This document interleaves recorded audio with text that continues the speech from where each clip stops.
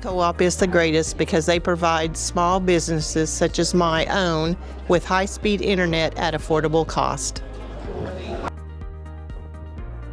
My co-op is East Central Electric, based out of Okmulgee, Oklahoma, and they are the friendliest and most helpful of any utility I've ever dealt with.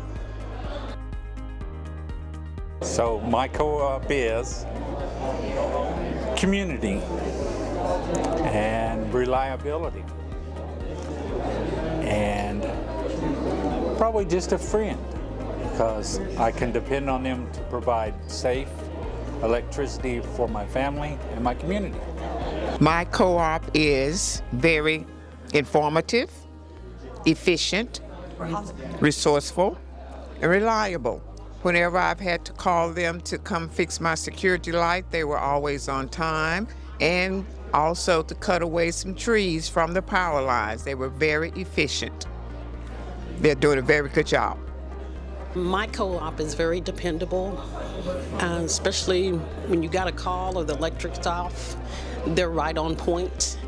And my co-op is also, with Operation Roundup, is a hand to extend their hand to those that are in need. So it's an amazing co-op. Outside of the employees who are amazing when they reach out to the community.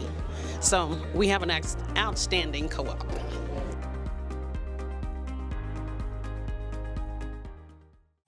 The things we're going to do right now are a little bit different than what we've done in years past. We've got two guys that have served faithfully for several years. They have decided to retire from their position at the Board of Directors of East Central Electric, and I've got some citations here from the State Senate and State House Representatives, and I've got a couple of notes written about each one of them I'd like to share with you at this time, and I hope you will listen and appreciate these guys as I do and the rest of the team here. Larry Harvey. Larry began serving August the 29th, 2008. He has continued to serve for 18 years. He was born and raised in Beggs, Oklahoma, attended Connor State College for his associate degree, and then attended Oklahoma State University. That's a plus right there. Where he received his Bachelor of Science in Agriculture in 1965. Larry taught agriculture education in Beggs for 34 years before retiring in 2000. He also served our country in the U.S. Army. Now retired, Larry and his wife Helen raised cattle on their family land northwest of Beggs. Larry has been active in the Lions Club, Masonic Lodge, Crossroads Baptist Church, serves on the Board of Trustees of the FFA Foundation. Larry has served for 18 years on the East Central Oklahoma Electric Cooperative Board since 2008. While serving as trustee on the East Central Electric Board of Directors, he has earned the Credential Cooperative Director certification from NRECA. Let me tell you a little bit of what that is. NRECA is our mother co-op. They're the national group. They have training classes provided for every director in every co-op that trains them how the co-op is governed, things that you need to know how to be a good director, and I might say that every one of our board has achieved that Credential Cooperative Director certification. We've all been to school and learned what they've taught us and been able to use that to govern our co-op with. For the past 9 years, Larry has served as Vice President for the East Central Electric Board, and the past 5 years as Delegate Trustee on the Board of Oklahoma Association of Electric Cooperatives, representing East Central Electric and serving on the International Board. Now, the International Board is a group of those guys from Oklahoma Association that go over to the third world countries, I guess you'd call them, and help them get electricity to a limited number of places, little villages, schools, houses in a little remote village. We partner with another state, last year I think was Colorado, and those guys go over there and do it the way we did in the old days.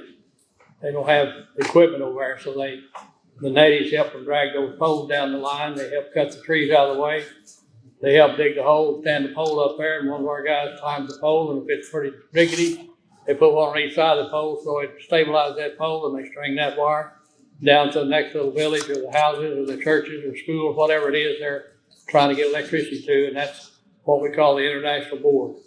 It's a great service that we provide for those people over there who don't have electricity like we do here, more like we had when I was a kid. I talk about that quite a bit at the board meetings. They hope that I don't go back into that conversation. The industry changes. As you know, how much the industry changed since you've been involved in whatever situation you're in. Demand for electricity has increased. The growth of the number of homes and businesses that we serve have increased, and our employee count has increased. All that because of the great benefits of electricity. Larry lists some of his proud accomplishments for providing reliable fiber to our members in 5 years.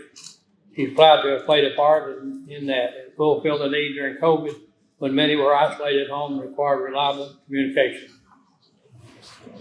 From a personal standpoint, I have said before in my own words, he's been the best GOAG teacher in the state of Oklahoma, second only to my dad. His family is Foundation Family in Begg. They work for the Begg School. Helen taught school there and retired. Larry taught there. His daughter taught there, I think. I don't know what all, but they've been a part of that school for 34 years. And right now they live on their own ranch and they're active in the community and other endeavors. He said his greatest responsibility was hiring a new CEO and ensuring the cooperative remains financially sound. And it's been constantly that way. It's important to identify someone who would lead the cooperative to value. We're talking about Dwayne Elam right here by me. What serving has meant, serving as a trustee has allowed me to help ensure safe, reliable electricity for our members.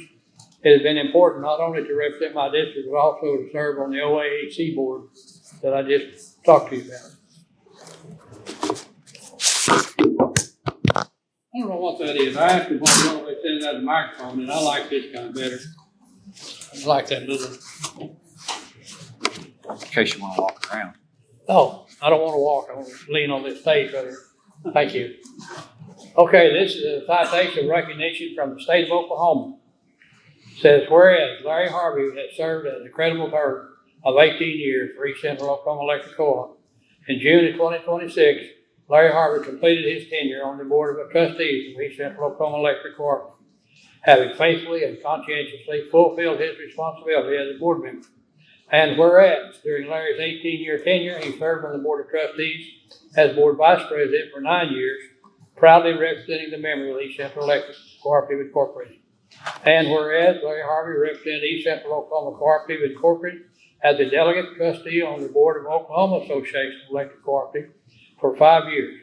And whereas Larry Harvey is viewed by his colleagues, family, and friends as an irreplaceable asset and role model. The state of Oklahoma could not be more pleased to recognize Larry Harvey for his claimed 18 years of service at East Central Oklahoma Electric Cooperative. And whereas it is an honor for the Oklahoma State Legislature to express with respect and appreciation to Mr. Larry Harvey and to wish him a happy and fulfilled retirement with his friends and family. Now therefore, pursuant to the motion of Representative Scott Fettgetter and Senator Brian Logan, the Oklahoma House of Representatives extends to Larry Harvey sincere congratulations and direct that this citation be presented. Signed by Scott Fettgetter, Senator Brian Logan. Larry, from me to you, thank you so much.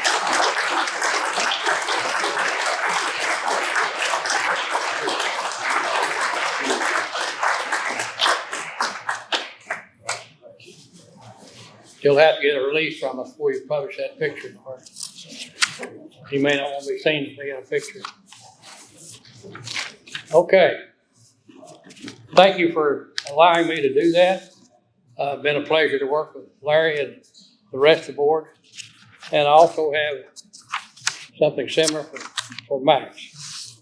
I say Max for last because he's been here longer than Larry has. Max Shoemake was born and raised in Morris, Oklahoma. Max's parents founded Shoemake Dairy in 1942, and it's, do what? Larry said he's older and wiser. Yeah. That's the old advisor. You think Max is wiser than you? Older and wiser. He may be older, but he's probably wiser too. Thank you for that input. I wasn't listening very good when you started talking about it. They owned and operated the Shoemake Dairy for 60 years. Max has served on East Central Board of Trustees since 2003 and previously served as the board's Assistant Secretary Treasurer from 2008 to 16. Max has been active in the local Lions Club and serves as a deacon in his church and has served on several boards in the community. He has served 23 years on East Central Oklahoma Electric Cooperative Board since 2008. While serving as trustee on the East Central Electric Board of Directors, he has earned the Credential Cooperative Director Certification from NRECA. Told you a while ago, all the whole board has achieved that. Some more than others. I'll get into that in a minute.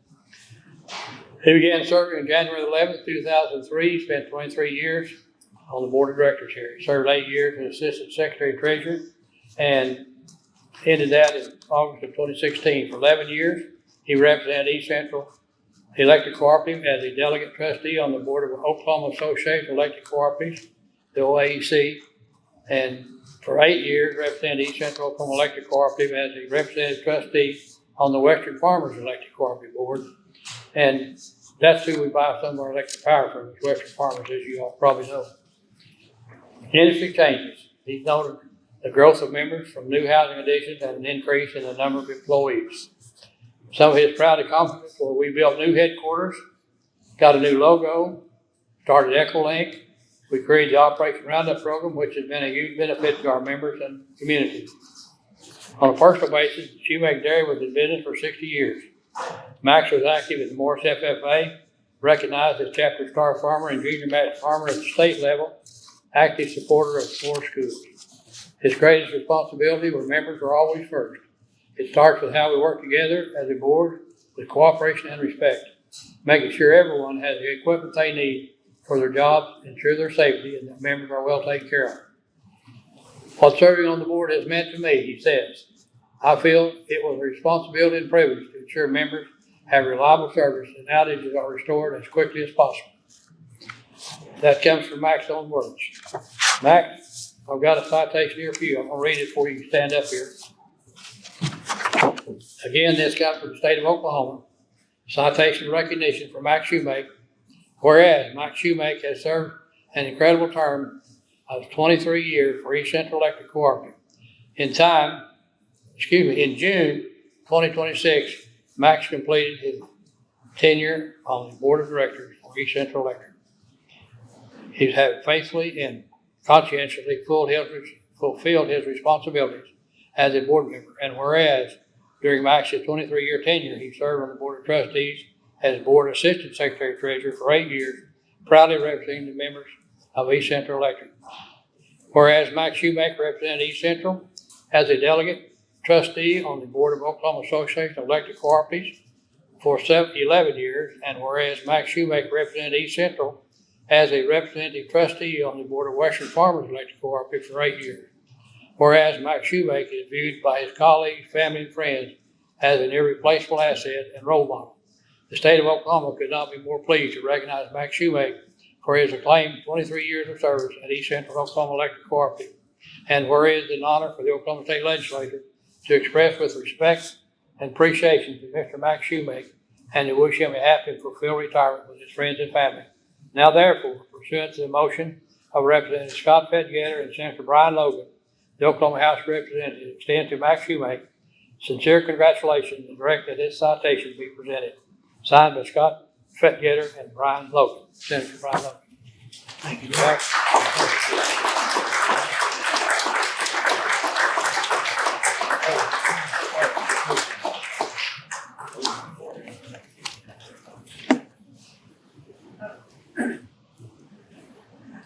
Thank you. Again, personally, thank you, men, for allowing me to be a part of your life. We've had a good time. We've had a lot of fun times. We've had a lot of stress. We've had a lot of complicated issues to deal with. And these guys are the kind of guys you want to help you when you get in that situation. incredible guys to work with. I might say that about our entire board. We have no hidden agendas. We have no axes to grind. Everybody comes with a mindset to see what we can do to make your life better. Keep in mind, your lives are better because electric co-op ours are, because we're members just like you are. We just happen to be elected to serve in a different capacity than you are. And so everything that you get, we get the same thing. So if it's good, we get it. If it's bad, we suffer with it too. So thank you for letting us serve you. I'll speak to the entire board in that respect. I want to introduce the board actually like what we generally do each year. I've already introduced to you Larry Harvey. His wife Helen is here in the audience. Helen, wave your hand. Helen's been an important asset to Larry while he's been sitting with us on the board. She's a great lady and a great boost to him, I can tell you. My name is Lowell Hobbs. I'm serve the Haskell area. My wife Donna is down here. There you go. She doesn't like to be recognized with me a lot of times. I told somebody the other day, I never realized when I got old I'd be living with an old lady. But she does it very well and she puts up with me and I appreciate her for that. Max is from the Morris area. I've already mentioned that. His wife Phyllis is here. Phyllis, down here. She's always with Max. I mean, she's a great asset to the group because she's there guiding Max just like Helen is with Larry. Mike Vernon from the Muskogee area, and I think Erin is here. Yes, she is. You met Mike making the flag salute. Jay Emerson from the Dakota area. Jay's the one with the beard over here. He's an interesting guy. We have a lot of fun together. We have breakfast together sometime on the way to the meeting, and I just delight in getting to visit with him and learn more about him, and he's been a good board member. Jim Hall from New York, been serving as Board Assistant Secretary of Treasury and represents East Central Electric on the Western Farmers Board at this time. Your wife is here. Where'd she go? She's back to back? Somewhere out there. I didn't see her. She's out there. Over here. Over here. On this side.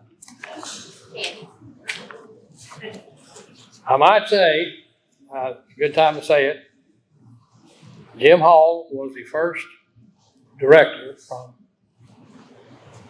East Central Electric to earn the Gold Award by achieving the 3 levels of training that North NRECA provides for us. Jim jumped in there and took hold of that and advanced to that, and he was the first director in the history of East Central Electric to achieve that goal. So hats off to Jim for his interest in learning to be a good board member and a good asset to the board. I might back up and say Mike Vernon has received his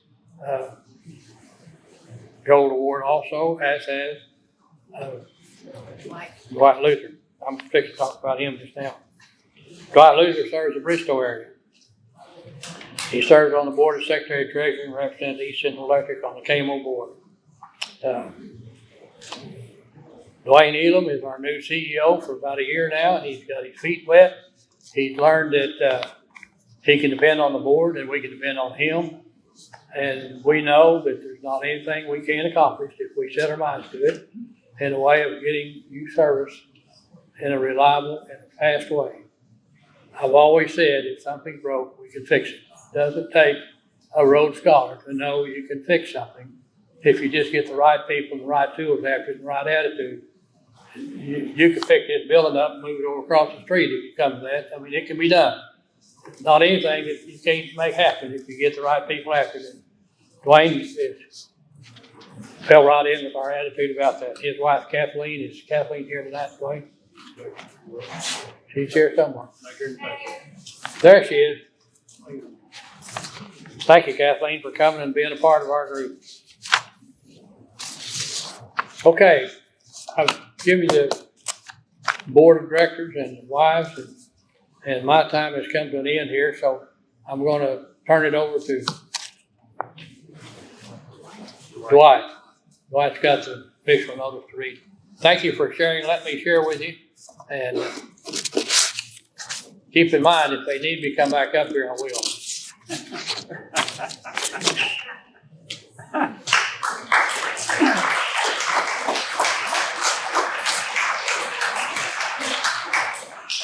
Good evening, everybody. First of all, before I get started, I'd like to just recognize our employees, how dedicated they are. You know, we have these outages just like this morning, how fast they get the lines opened up again, get everybody back on service. So I want to take a moment and just thank our employees. They do a great job.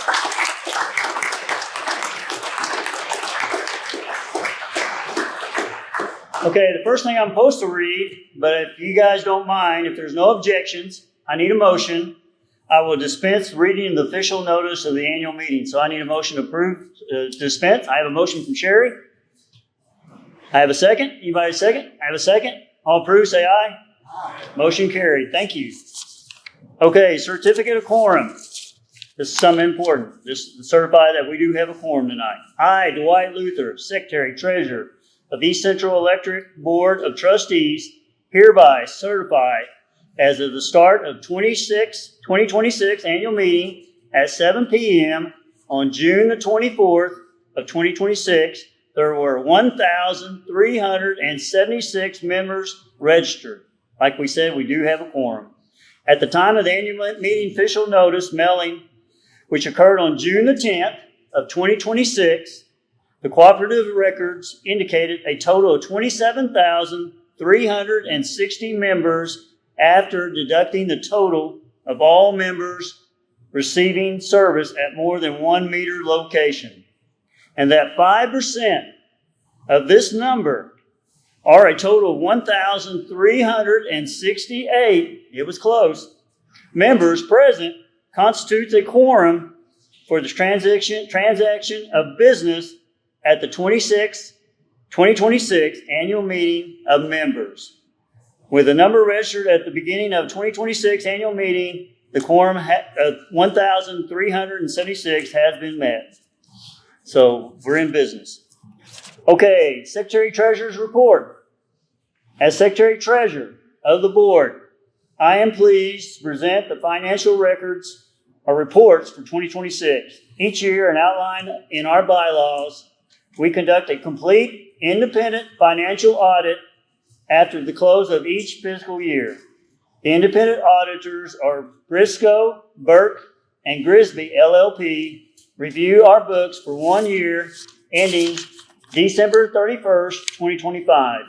I am thrilled to report that the issues and an unqualified opinion in the industry, this is the highest level of assurance that our auditor can provide. Essentially, it means we have a complete, clean audit. And the Board of Trustees have reviewed and approved their reports. Looking at the comparative financial statements for 2024 and 2025, our cooperative remains in a very strong position. The balance sheet reflects 9.86% increase in assets. Membership fees decreased slightly by 0.9%. Capital credits and other equities increased by 4.94%, which gave our members an equity level of 24.66%. The auditor's opinion letter and financial statements will be available online after August the 1st. Look for your annual report in your August Country Living newspaper, or newsletter. It'll be in the newsletter. Thank you for your continued support of East Central Electric. At this time, I will turn it over to our CEO, Dwayne Elam. Thank you.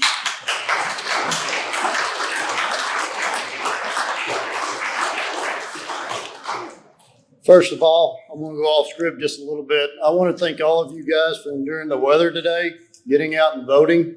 Most importantly as well, with our employees, if you notice, the weather was not very appetizing or favorable for us. We started out early this morning trying to set up. Mother Nature had other plans for us, but your employees at East Central Electric pushed through it. along with our candidates that are in the audience today, they deserve a round of applause as well for showing up and doing that voting. So thank you to all. On top of that, we also had to deal with about 850 outages throughout this event. So we was simultaneously running our annual meeting with a voter registration and trying to take care of our membership like we do each and every day and will continue to do to make sure your electric stays on and is on when it's needed to. At this time, I want to turn the page a little bit and thank all the guests that are here, specifically the annual meeting committee, planning committee, the Operation Roundup board members that are in attendance, the 4 tour committee members that help us, Friends of Rural Electric Co-op, America's Electric Co-op PAC members, those of you that are a part of the PAC that helps drive legislation on behalf of all rural co-ops, state representatives that may be in attendance, as well as former directors and spouses, former East Central Electric employees, their spouses, general managers, and retirees. Oklahoma Association of Electric Co-op, which is our statewide organization for all the rural electric co-ops in the state of Oklahoma. We have some guests here that I'll announce here in just a little bit. Our KMO representatives from GNT, our Generation and Transmission Organization and provider, as well as Western Farmers Electric Co-op, which is our other GNT provider. I know Dwight kind of stole my thunder a little bit, but you guys don't know how well and how dedicated the employees that are in the back and that have been here today to make this be as pleasant, as great of an annual meeting, as well as trying to continue to do their daily job, and that's providing reliable, safe, and affordable electricity to you guys. So please, I hope you appreciate them as much as I do and this board behind me. As a 3rd generation East Central Electric member, it's an honor and a privilege to stand up here and be able to give you this report tonight. Switching to the annual meeting aspect, I think I can read it from the deal on the bottom, but I'm at that age where my eyesight's just a little bit back and forth. So we're going to roll through this. Jeannie, you ready to move me to a slide? Your co-op, this last year, we have 6,465 miles of line to maintain. That covers over 3,000 square miles. Over 149,000 electric poles that we need to maintain and keep in the air to provide that electric on the system. And we serve members in 9 counties across our territory with a reliability rate of 99.92%. Thank you. Something to be proud of. Connecting to the co-op, we have 37,718 members, as you'll see on the screen. 592 new members services built this last year alone. 27,283 are those members, other than oil wells and water wells. 5.84 meters per mile. So what that means is we have a member for every just a little less than 6 miles to maintain that electricity to our membership across those 9 counties and those 3,000 miles of line. Switching to a little bit about the EchoLink fiber, which is our broadband subsidiary.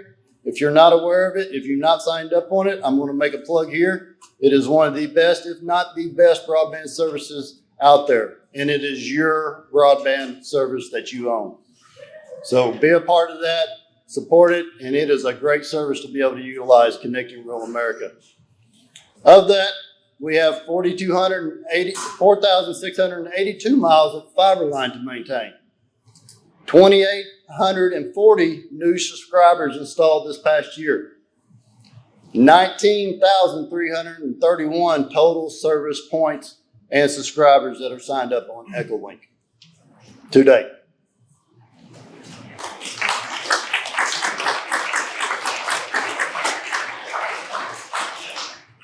Next slide. Working for our members. That's working for you. We spent over 3,000 hours in training in 2025 alone. We've worked over 251,000, almost 252,000 hours in 2025. We've drove over 1 million miles, maintaining those lines, restoring electric. Over the last 8 years, we've only had 4 recordable injuries with our staff and employees. And we've averaged over 1 million miles per year over the last 5 years consecutively. That's something to be proud of. It shows you how many miles we maintain with a reliability rate that we have. And showing that satisfaction from you, the members, the showing that we're doing a good job and we continue to strive to do a better job each and every year. Our consumer rating score is 91 this last year. If you'll notice, 75 is in the municipal world. That's what the municipal side of cities that own their own electric distribution, that's what their ranking is. And then your IOUs being 74% satisfied. So we strive to continue to increase that number. That is a goal of mine to continue to do. And you guys are just as much a part of that satisfaction score and that great rating across the entire United States as our employees and our East Central Electric. Some of the communication recognitions that shows the achievement that we've been able to do is in the award of excellence. We've had the best article in the Volunteer, as you see the cover, where we support our local fire departments. We've had the best digital campaign with the EchoLink Internet Marketing with Link, our fiber broadband service. Awards of merit, we've had the best article, the best employee newsletter, the best digital campaign, the best marketing campaign, and the best small publication as well. So to show some of those awards and achievements, and most importantly, the employees that are working on your behalf, they are doing a good job. And I'm glad that was a balloon.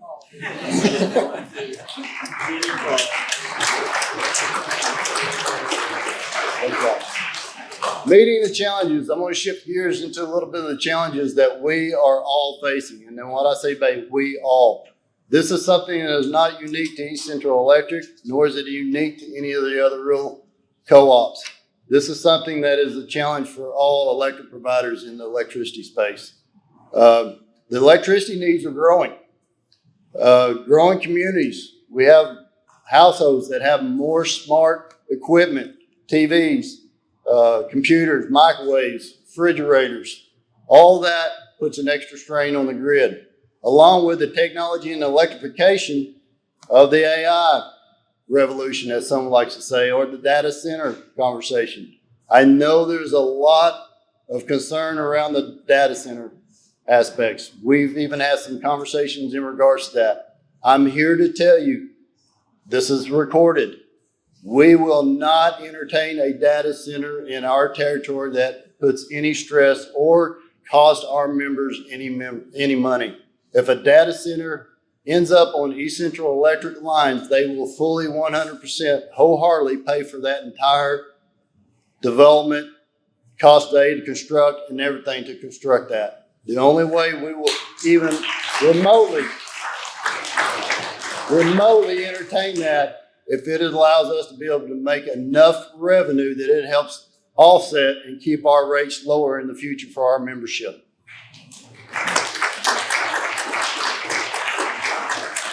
Building an industry. You guys see the president administration with President Trump and a lot of stuff and the tariffs and all that. There's a lot of offshore stuff that has been in China and built in foreign countries in the years past. A lot of those companies are coming back to the United States and remanufacturing, standing those buildings up, standing those institutions up, chips, automobiles, all that nature. We have exactly what's taking place now is called onshoring. So we have a lot of that market coming back. There's a lot of that market that is costing and requiring more demand on electricity, more electricity throughout the entire region. So we have the manufacturing plants that is taking place in this one, the onshoring aspects. We have the economic development, as you will example, on the north side of our territory, up in the Bixby area. Glenpool area. We have a lot of housing developments that are continuing to grow. That's part of some of the numbers I related to you earlier with the growth and the amount of new members we have just this year alone. All of that is demanding more electricity to be able to provide it on the electric grid. We also have extreme weathers today. Used to be we had a summer peak issue where everybody's highest electric bills was in the summertime. Now it has switched to the winter side of things with longer duration of long-lived winter storms, where you have temperatures that are at 32 degrees or below for a long duration of time, sometimes 3, 4, even as much as 7 days with Winter Storm Uri. All of that is putting more pressure on our capacity and on our generation and transmission entities to be able to make sure that that energy is there when you need it to keep your house warm, or to flip a light switch on, or to be able to plug in and utilize your broadband service to be able to do business from home. Demand, as an example, if you'll notice off the side, a lot of people don't understand demand, but what demand is the total amount of energy that is needed at any one given time. So you need to be able to provide, we need to be able to provide, and our GNTs need to be able to provide that demand can be met when it is needed. Next slide, please. Soaring demand, and just taking this a little bit farther. Some of the issues are electrification of homes, as I talked about earlier. The total U.S. data center load, key in on this, is expected to increase by 65% by the year 2050. That's enormous. Economic growth is expected to increase by 22% through 2050. That's part of the onshoring and some of the aspects of the remanufacturing age, as I alluded to. Expanding manufacturing, those that's already here, trying to expand their business and be able to meet the needs of the supply chain. We all know what COVID did in the supply chain and the amount of time it took to be able to get necessity components. I know we faced many, many challenges, and we're not out of them right now, even with transformers with long lead times, electric poles, components, and all of that nature. But it's expected to increase by 13,000 gigawatts. That's a lot, ladies and gentlemen. And higher requirements require higher reserves. As an example, before Winter Storm Uri, we didn't have reserves of 36% like we do today with Western Farmers. And what that means is they have to have 36% above capacity to make sure that if we have a long duration of a cold spell in January or February, that energy can be there to produce, and we don't get into rolling blackouts such as you see and have seen in California and those areas in the east and west. Next slide, Gene. Electricity demand forecast. If you'll look at this slide, it'll show you a little bit of duration from 2006, 2010, 2015, 2020, pretty much level, not a whole lot of issues going on. But as you see about 23, she starts to climb. 25, she's starting to get up there. We're a little bit past 25 at this point on that scale, and you see what the forecasted amount of that demand on the electric system and grid is into the future. That is the reason a lot of GNT plants are having to build new generation, gas-powered generation.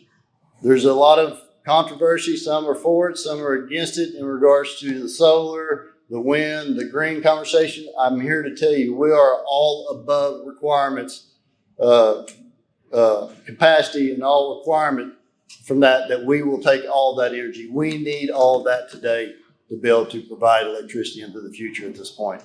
Some of the power generation challenges in the energy mix, just as I started alluding to, is the retirement of coal plants. For every coal plant that's been retired, we have to replace that existing amount of energy that is provided. That is not taking into account the new amount of energy and capacity is needed into the future for all the other growth that's taking place. The cost and wait time, the supply chain is taking right now 3 to 5 years just to get a generator in line. So you're looking at 5 years to be able to build a new plant before it comes online to start producing electricity to be able to push out to the distribution and transmission, as well as the distribution lines. Higher reserves, as I've already alluded to. and the regulations and policies. What's taking place and has took place for the last 8 to 12 years, depending upon the administration, because I've seen this swing both ways, and I'm sure you guys have too, under different presidential administrations. But they are literally making 30-year investments and decisions based on 4-year federal administrative presidential elections. That's replacing fossil fuels with clean energy. That is trying to slow down the aspect of President Biden. That was his platform. President Trump has rolled that back, trying to keep all the coal plants online absolutely as long as possible to ensure that that energy is there to be able to meet the demand. Increasing risk. I wanted to show you a slide up here of the entire United States. This is broken out into RTOs, Regional Transmission Organizations. If you'll notice, this is actually from 26 to 2030. This is a slide that SPP has put together, Southwest Power Pool, which is one of the regional transmission organizations. If you'll notice in the red, those are the areas that are at risk. They're critical. Up in the northeast, MISO area, there's concern for potential blackouts and rolling brownouts in that area, as well as in the North Pacific West. Even down into Texas, if you guys recall when we went through Winter Storm Uri back in 2001, and ERCOT, who was the RTO down there, and the challenges they faced. It is a significant challenge that every utility industry is dealing with right now. You'll see us in the middle. We're at a elevated risk. That's the reason so much is being done right now to try to produce and create generation and bring them online so that we don't turn into the red aspect of that. But there is a significant concern across the entire United States right now. Next slide. Balancing cost and demand. This is where it gets very challenging for us. We are not for profit. We're not an IOU. We do not have stockholders to make money for. We work for you, the membership. We need just enough money to be able to meet our expenses to ensure that we can keep safe, reliable, and affordable electricity on when you need it and demand it. Just like today with the outages, we've got to make sure those trucks are in good shape that they can roll. We've got to make sure those employees have the appropriate tools to be able to do their job safely and effectively. All of those tie into reduced outage times, which tie into our efficiency, which in turn keeps the lights on in your house. Grid reliability and modernization. I just talked about that. We've got a lot of aging infrastructure throughout the entire United States. East Central has done a very good job of continuing to stay on top of that and replacing that infrastructure out. It takes a lot of money to do that. But I promise you, we don't want to get to the point that we're not doing that and then our outages start increasing. Our lead times start increasing. What typically could be a 30-minute or a 2-hour outage may end up being a 6 or an 8-hour outage because we don't have the proper equipment to stay functioning because it's broke down more than it's operational. All of those things matter. So we only need enough money to be able to ensure that we are able to keep that moving forward. Past that, we return those profits back to our members in the form of capital credits.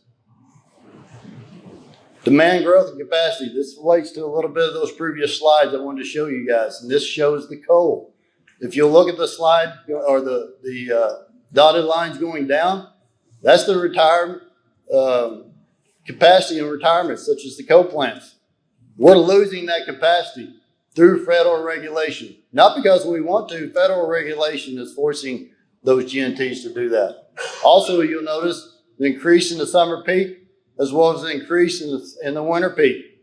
All that demand, all that growth, all of that is coming into a perfect storm application that we're challenged with every day to balance and keep our rates low as well as keep the lights on for you, our members. In conclusion, our commitment to you, my commitment to you as your CEO is we want to make sure we educate. We want to educate you. We want to share the facts about the local energy and the challenges that we're facing. We also have legislative issues that I'll address as well. That empowers us. All of you guys that are PAC members, that's a valuable resource. You are a voice to our legislatures, not only at the state level, but the federal level, that helps direct and drive some of these policies that we are forced to live with and adjust with. Collaboration by working together on solutions that benefit all of us as members in our communities, not just for the present day, but our future generations. I've told this board in the boardroom, even when I'm sitting up here and I'm having to make decisions, I'm not necessarily making decisions for present day with me in it. I'm making decisions for my kids and my grandkids that have to follow along by the decisions that we make. That's important to me. And that should be important to every one of you, I hope. For us to operate really good and efficient, we need to listen. We need to act, and we need to be totally transparent with you, the membership. When things go great, as well as when things go not so great. But I believe if we're transparent, we're always forthcoming and truthful, there's no task and no situation or problem that we can't solve together. And we will continue relentlessly to try to keep our costs down as low as possible with the challenges that we're faced with and driving with in the future. Communication is a big part of that. If we don't communicate, it's our fault. And we do a pretty good job of it, and I promise you we're going to do a lot better. We had some forums this last year, beginning of the year, that we went throughout the district. As soon as we're wrapped up with this, we're fixing to start an entire new deal, which we're going to go throughout the entire district, and we're going to stand up a coffee with a co-op or coffee with the CEO. We're going to sit down and talk about things, situations that you face, things that we can help build a problem and solution with. Part of that is to help educate you guys and know what we're challenged with. But at the same time, your voice matters. Your voice matters not only at the local level, it matters at the state level, and just as importantly, it matters at the federal level that is driving the policy. Which goes into advocacy, which is what I just talked about in the last cue. Together, we can power our community and our co-op. Managing costs is stressful right now, I'll be honest with you. But conserving energy and strengthening our future is our main goal. And we will continue to strive and do the best we can for not only you, the membership, but our future generations that follow behind us. Thank you. I appreciate all of you guys for showing up tonight. And it's been a pleasure to serve up here as your CEO.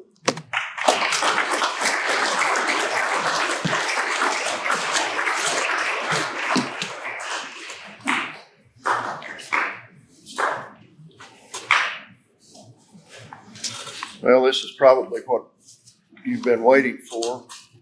In accordance to our bylaws, each member of the corporation who's present today is entitled to one vote for each candidate, for one vote, one candidate for each district. And in the event the quorum was met, which it has been, the candidate receiving the most votes, the highest number of votes at the meeting, will be elected trustee for at the annual meeting. With that, I've been asked to go through and tell you the vote counts, and I've been requested to ask the candidates for District 1 to please stand. That'd be Craig Alpers and Clark Whitaker. The votes which have been certified, that's what they brought in a few minutes ago. Craig Alpers received 433 votes. Clark Whitaker received 658 votes. Thank you, guys.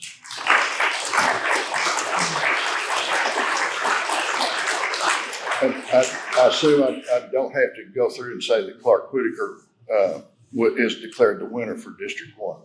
Now, District 3, the candidates, if you would please stand. Okay. We have the vote count: Adam Hamilton with 241 votes, John Porter with 278 votes, James Allred 362 votes, and Jeremy Wade with 222 votes. Mr. Allred is declared the winner for District number 3. Thank you.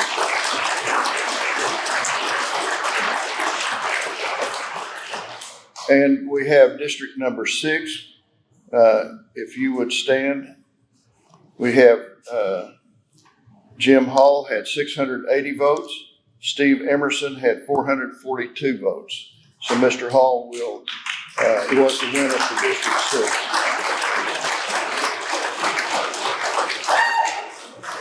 And in accordance with the bylaws, each elected trustee will serve a 3-year term. The official term begins at the adjournment of this meeting tonight. And just for their information, the first board meeting for them will be July 24th, 2026.